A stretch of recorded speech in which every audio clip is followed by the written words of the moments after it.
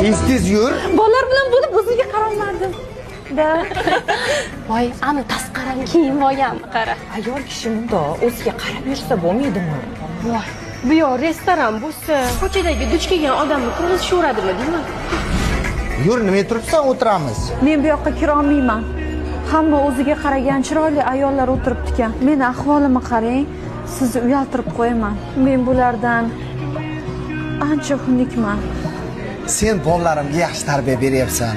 Ro'zg'orimni, usti-boshimni pok saqlayapsan. Sen bir paytlar bulardan ham chiroyli eding. Seni xunuk qilgan menman.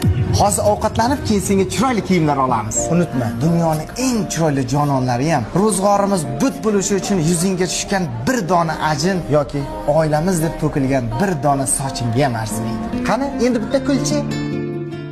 Ana endi o'tirsak bo'ladi, ketdik. Vafadorim